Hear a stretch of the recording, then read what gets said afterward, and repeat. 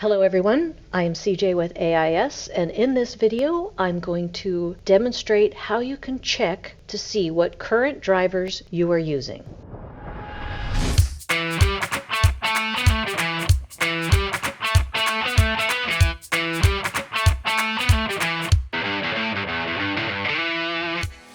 The first thing you want to do is you want to go over to your Start menu and you want to go to Settings.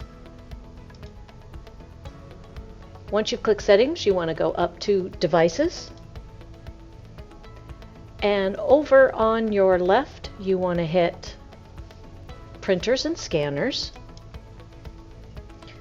So I see the Kyocera Task Alpha 3252, which is my printer. I'm going to click that, and then I'm going to go to Manage.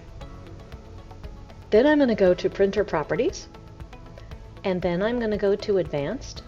In this menu now, I see that the driver is a Microsoft driver. I need it to be a Kyocera driver, so I know right now that I do not have the correct driver.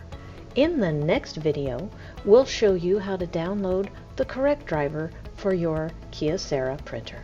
Hopefully you liked what you see, and hopefully this helped. If you do have questions, please feel free to contact us.